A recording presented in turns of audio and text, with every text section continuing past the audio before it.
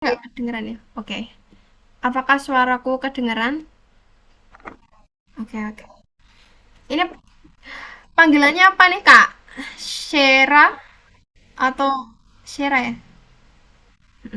Oke, yuk kita mulai aja ya. Oh, apa perkenalan dulu ding ya, karena ini pertemuan pertama ya. Perkenalkan nama kakak Nafta. Kamu panggil aja Nafta boleh atau Naftalina boleh ya.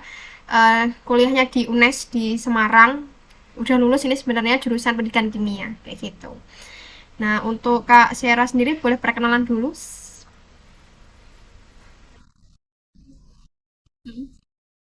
Mm-mm. Oke, sip. Yuk, kita mulai aja ya, Kak. Jadi, sistemnya mau tak tawarin dulu. Kita mau langsung ke latihan soalnya atau mau mereview dulu materi secara keseluruhan, baru nanti ngerjain soal-soal. Oke, ya. Bentar ya, tak share screen dulu. Bisa baru masuk, yuk. Oke, sambil pelan-pelan aja. Jadi, fraksimol, Kak. Fraksimol itu disimbolkan dengan X. Ini pun sebenarnya simbol baru ya, mungkin ya kalau di kimia ya, karena kalau di kelas 10 itu kan ada stoichiometry, kemudian molalitas molar itu udah common. Tapi kalau di sini fraksi mol itu dibagi jadi dua, Kak. Ya. Jadi XP dan XT. XP, jadi kalau nanti aku nyebutin P itu artinya adalah pelarut. Oke? Tak gedein lagi ya biar kelihatan. Gini. Udah kelihatan, Kak? Belum, Loh, belum kelihatan? belum. Gini, Po. Yang ini loh. Ini Yang masih yang sebelumnya. oh iya, bentar. Hmm, share screen-nya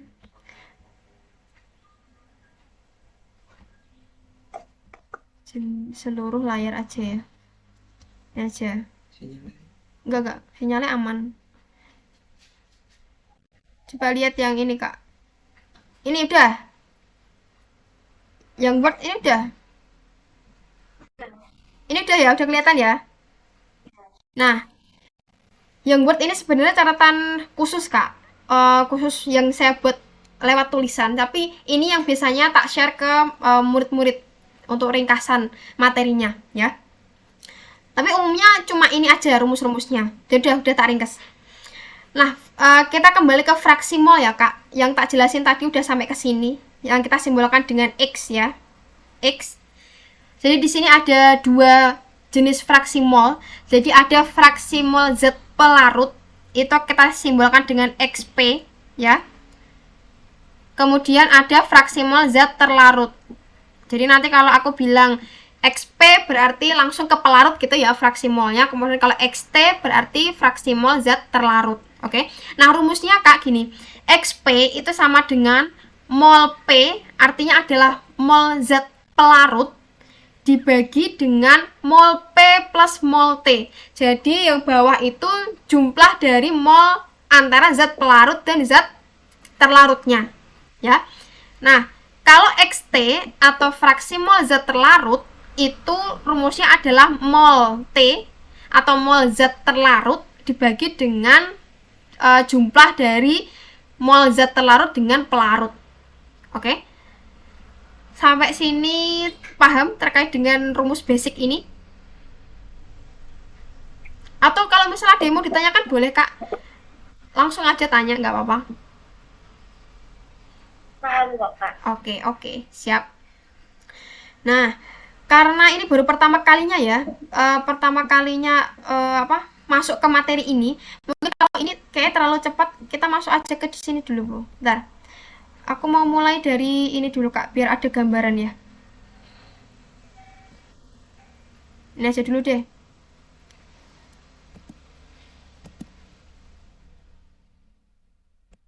Nah, contoh soalnya kayak gini, Kak ya. Bisa Kakak pahami di sini. Biar tahu. Jadi rumus kalian sama contoh soalnya bagaimana ya.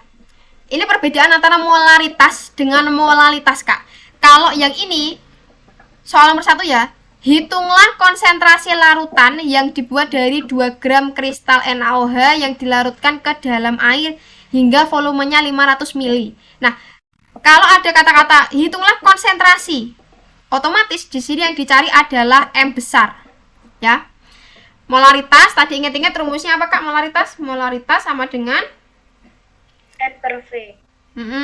N per V, ya kan? Mol per volume. Mol per volume. Nah, di sini karena diketahuinya itu ada massa, kemudian ada volume, berarti di sini yang harus kita cari dulu apa Kak? Berarti kan mol, ya kan? Nyari N-nya dulu ini. Nah, nyari mol dulu. Mol sama dengan massa per MR. Nah, tenang, di sini MR-nya udah diketahui. Jadi masukin aja 2/40, itu kan 0,05, ya kan? Volumenya di sini udah diketahui. Nah, di sini kan mengikuti dulu Kak. Jadi, kalau molnya itu atau gram atau yang diketahui masanya itu satuannya gram, berarti nanti volumenya kita harus ubah dalam bentuk liter, ya.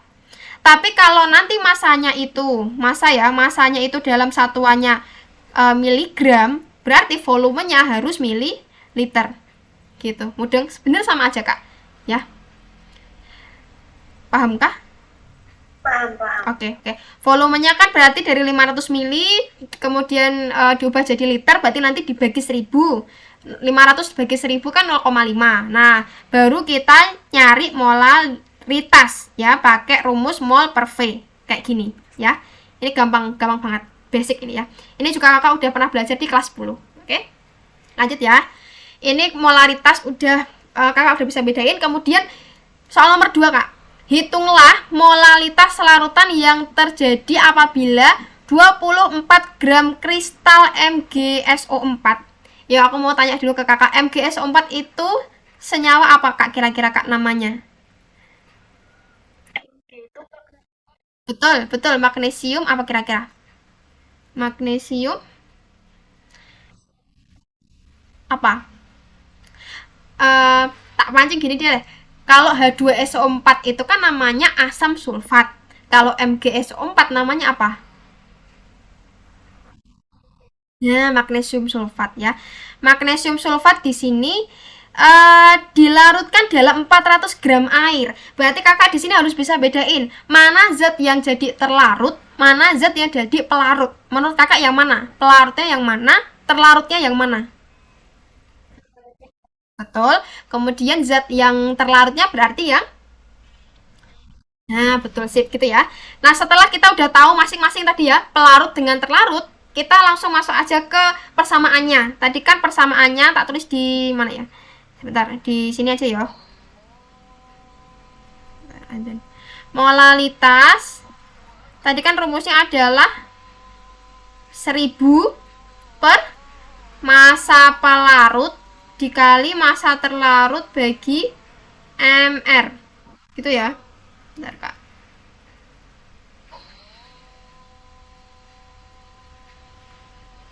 Oke. Molalitas itu sama dengan 1000 per massa pelarut dikali massa terlarut bagi MR. Nah, tinggal masukin, Kak. Ya, jadi persamaannya molalitas seperti ini. Jadi 1000 bagi massa pelarutnya tadi kan ini air. Berarti 1000 dibagi 400. Tak tulis di bawahnya aja ya. Sebenarnya sama aja sih. Tapi aku lebih enak pakai yang ini, Kak. Yang tak tulisin ini loh.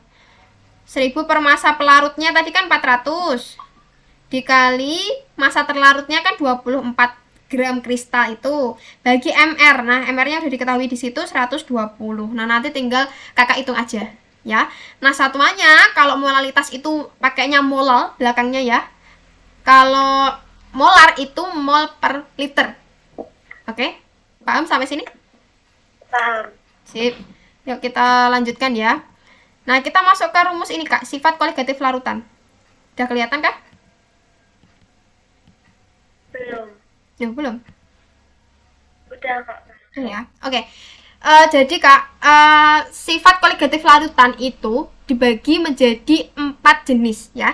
Jadi yang pertama ini ada penurunan tekanan uap atau kita simbolkan dengan delta P ya. P itu kan pressure atau tekanan kan. Jadi ingat-ingat itu aja. Jadi kalau penurunan itu kan biasanya terjadi antara sesudah dengan sebelum kan ada delta, artinya kan perubahan atau di sini terjadi penurunan. Ingat-ingat. Kalau penurunan tekanan uap itu delta P ya. Kemudian yang kedua itu ada kenaikan titik didih ya nanti, kemudian penurunan titik beku dan terakhir adalah tekanan osmotik Nah, satu persatu dulu nanti akan saya jelaskan. Jadi yang pertama itu penurunan tekanan uap atau delta P itu artinya adalah besarnya tekanan uap larutan sebanding dengan fraksi mol zat pelarut dan tekanan uap dari pelarut murninya. Wah, maksudnya apa itu? Gini Kak. Jadi kalau tekanan uap itu kan penurunan tekanan uap kan delta P, ya kan? Nah, di sini syaratnya di sini sebelum kita masuk ke delta P, kita harus tahu dulu yang namanya tekanan uap larutan atau kita sebut sebagai P aja ini, P ya. P artinya itu tekanan uap larutan. Kalau tekanan itu kan satuannya atmosfer, ya kan Kak, atau mmHg, milimeter raksa ya. Nah, rumusnya itu adalah P0 kali X pelarut. Aku mau tanya dulu Kak, kalau X pelarut artinya apa tadi Kak? Fraksi mol pelarut. Nah, kira-kira persamaannya tadi gimana rumusnya? X pelarut gimana tadi? Mol? Nah, sip. MP kok MP? N mol pelarut per jumlah dari mol pelarut dan mol terlarut kan gitu tadi ya. Jadi ketika Kak di sini ya, tekanan uap larutan itu sama dengan tekanan uap murni. Murni itu biasanya udah diketahui di soal Kak. Sudah diketahui. Tenang aja nanti kalau ada kata pelarut murni berarti langsung aja Kakak tebak bawah itu udah P0 ya. Kemudian nanti biasanya kita disuruh nyari XP-nya atau fraksi mol zat pelarutnya. Yuk lanjut ya. Nah, jadi penurunan tekanan uap itu ketika suatu zat itu ya, misal di sini contohnya adalah bagaimana penambahan gula mengurangi tekanan uap air. Kakak tahu bahwa tekanan uap air itu kan kalau dalam suhu normal ya 25 derajat Celcius itu kan 1 atm. Nah, ketika kita tambahkan ketika kita cek suhunya itu kira-kira air mendidih kan 100. Nah, ketika kita tambahkan dengan gula, maka di situ terjadi penurunan tekanan uap karena ketambahan zat terlarutnya. Intinya kayak gitu di sini. Nah, kita langsung aja masuk ke ini. Jadi menurutku ya Kak, yang harus kita ingat-ingat dari penurunan tekanan uap itu ada 3 rumus ya. Tak tulisin di atas aja di sini ya. Yang harus diingat-ingat tadi kan P sama dengan P0 kali XP, ya kan? Yang pertama kan ini Kak. Nanti silakan Kakak catat boleh. Kemudian delta P itu sama dengan P0 kali XT. Yang terakhir itu delta P sama dengan P min P0. Nah, 3 rumus ini yang Kakak harus pegang untuk penurunan tekanan uap ya. Kalau ngelihat dari sini sepertinya terlalu banyak rumus ya. Nah, Kakak cukup ingat-ingat aja 3 rumus ini. Nah, yang pertama tak jelasin tadi ya Kak.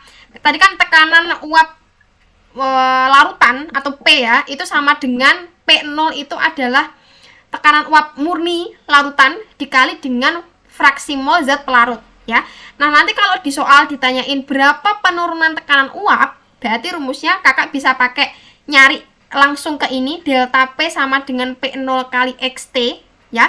Jadi tekanan uap pelarut murni dikali dengan fraksi mol zat terlarut, ya kan Kak, XT tadi.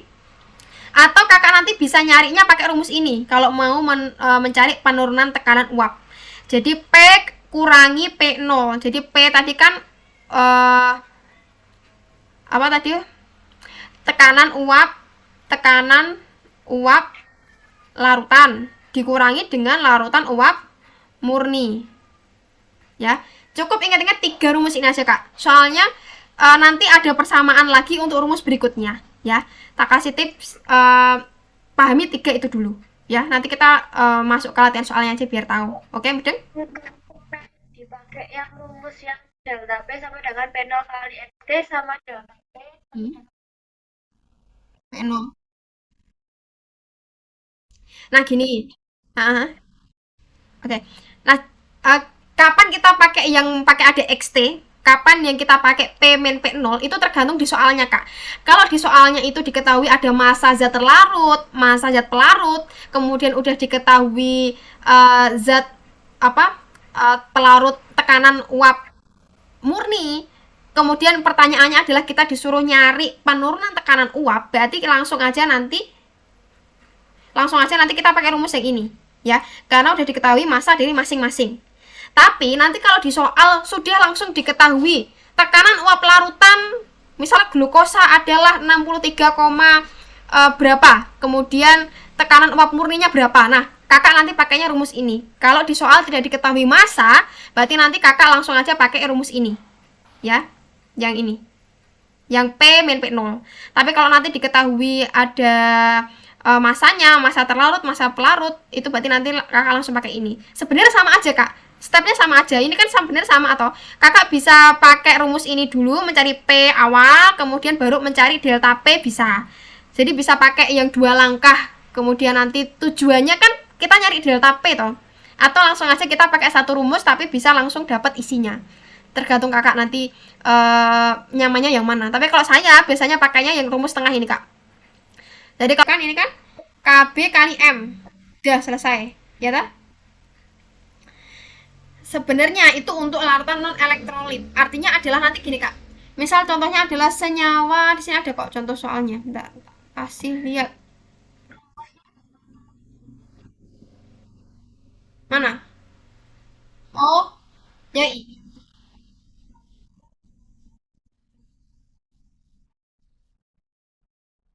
Oh iya, itu berarti kan itu kan sebenarnya diuraikan dari molalitas ini toh. Kan kayak tadi toh 1000 per massa pelarut kali massa terlarut bagi MR kan kayak gini toh. Ya kan? Nah, sebenarnya kan sama aja ini penjabaran lebih lengkap dari molalitas, ya toh. Nah, tapi nanti di soal itu ada tipe yang pakai non elektrolit sama elektrolit, Mbak. Kayak gini, Mbak, contohnya, Mbak ya. Contohin, tak liatin dulu contoh soalnya. Hmm, molalitas. Kok molalitas? Elektron elektrolit. Ini untuk nyari MR. Oh, ini. Suhu larutan sukrosa yang mulai mendidih. Ini kak, kayak gini contoh soalnya. Nomor 3 ini ya. Apabila 5 gram sukrosa MR342 dilarutkan dalam 250 mili air, tentukan suhu larutan sukrosa tersebut mulai mendidih. Berarti di sini kan untuk mengetahui titik didih, berarti kita harus tahu jenis larutannya. Apakah dia larutannya elektrolit atau non elektrolit? Karena kalau non elektrolit, otomatis kan dia tidak bisa terurai. Ya, misal kamu mau buat larutan gula, otomatis kan di dalam air pun ini kan rasanya udah rasanya kan rasa dari manis dari gula tuh, maksudnya kandungannya kan masih ada di sana ya. Jadi artinya adalah gulanya tidak terurai terus hilang, enggak, tapi masih ada kandungan di situ. Nah, ini juga berlaku di sukrosa. Jadi sukrosa itu termasuk dalam zat non elektrolit. Nah, nanti ketika mau cari tentukan suhu larutan sukrosa akan mendidih pada suhu berapa, berarti cara nyarinya ya kita langsung aja ya.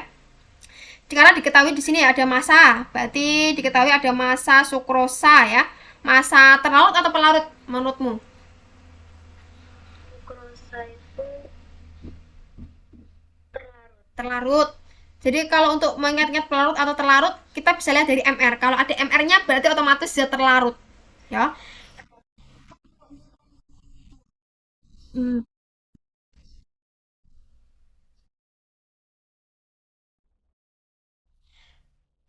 Jadi nanti pengaruhnya di ini penggunaan persamaannya ya. Tadi kan persamaan umumnya adalah delta TB itu kan sama dengan MKB ya toh, atau KB kali M, sama aja kan.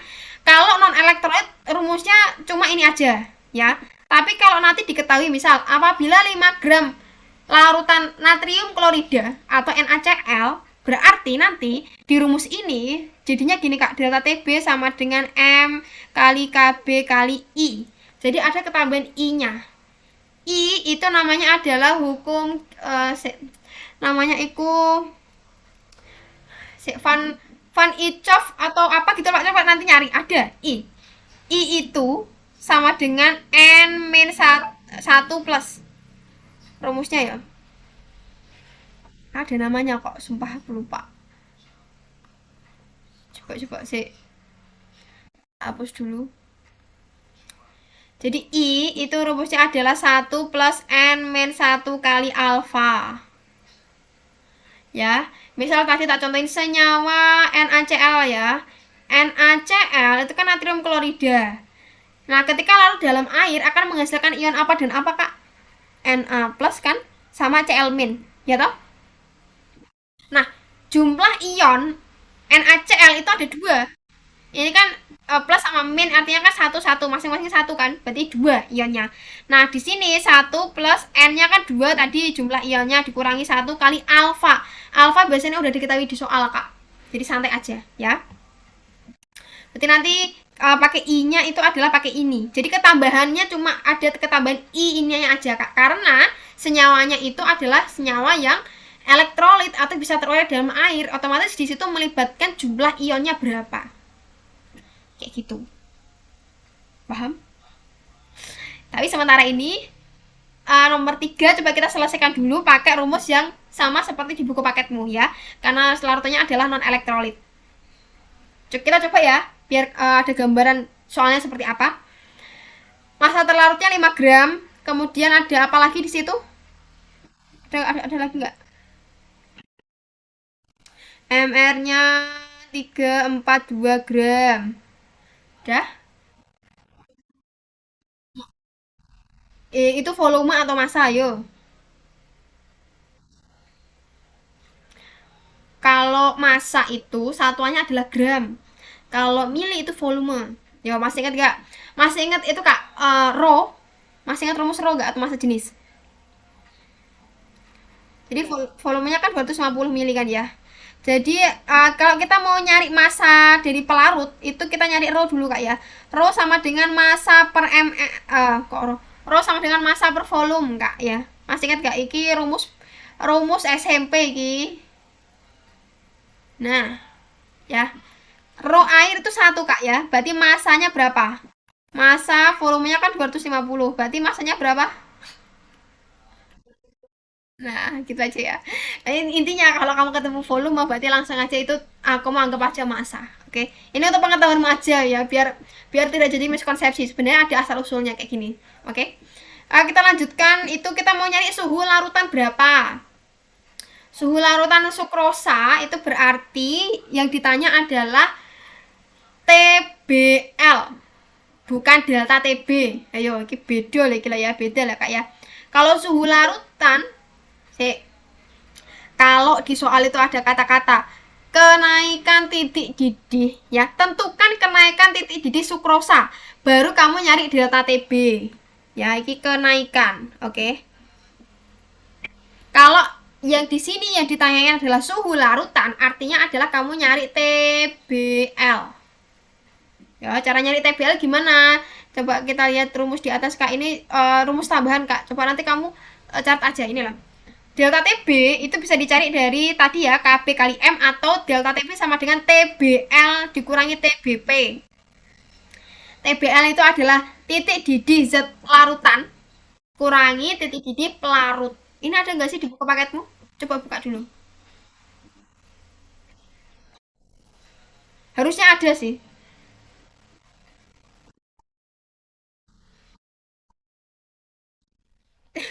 Kok TF? B kok mbak? Itu beku itu. Titik didih.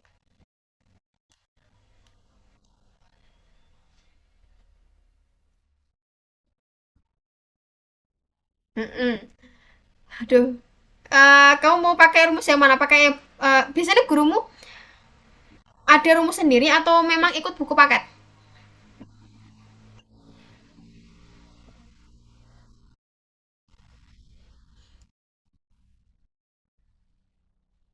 Oke, berarti boleh dimodifikasi ya. Pokoknya yang penting siswanya paham tuh nggak apa tuh. Kalau di sini aku pakainya adalah delta TB itu sama dengan TBL, artinya titik beku larutan dikurangi titik beku pelarut. Ya. Nah, kita kita yang kita cari ini Mbak, nanti Mbak yang di soal nomor 3 tadi. TBL-nya ya. Yuk kita masuk ke sini lagi. Berarti kita masukkan ya. Kelihatan nggak ya? Ini tak kecilin lagi. Ini ya. Berarti kita nyari delta TB sama dengan kan TBL dikurangi TBP. Ya, aku mau tanya dulu. Delta TB udah ada belum di sini, Mbak? Udah diketahui belum?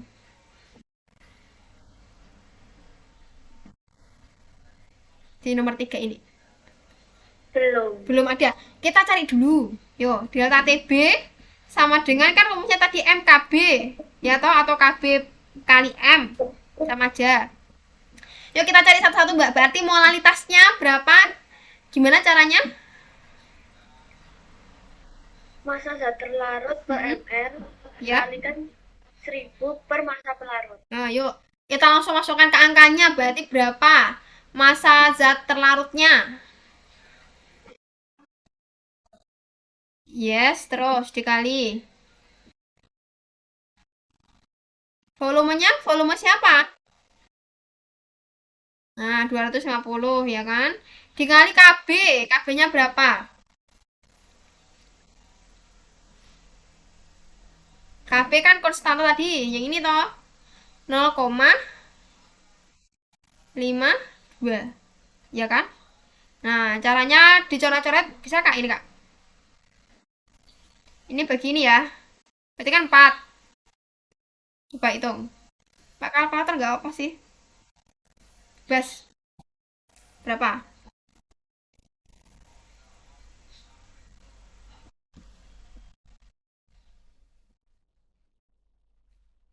Berapa? 170.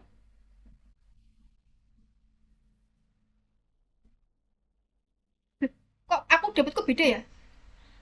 5 kali 4 dikali 0,25.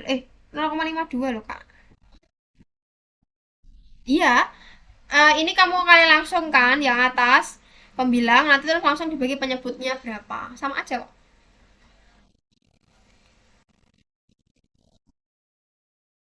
Nah, langsung aja ya ini ya.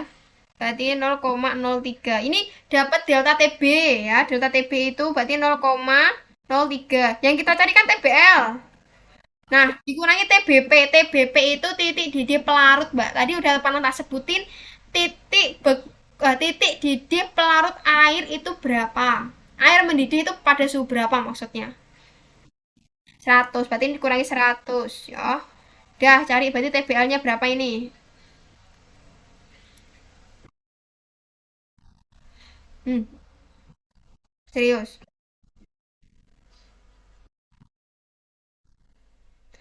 Saya kayaknya sepertinya dirimu bingung.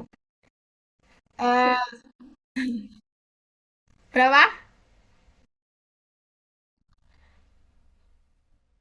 Ini bukannya gini ya? Ini kan TBL. Gini toh? Ini coba kita pindah ruaskan ke kiri. Berarti 0,03 ditambah gini toh sayang. Nah, enggak toh. Kan ini TBL-nya yang kita cari kan. Berarti yang ini ya pindah ruas ke situ. Berarti 0,03 dari yang awalnya minus, ya kan? Pindah ruas jadi plus. Berarti TBL-nya 100,03. Nah, itu mudeng.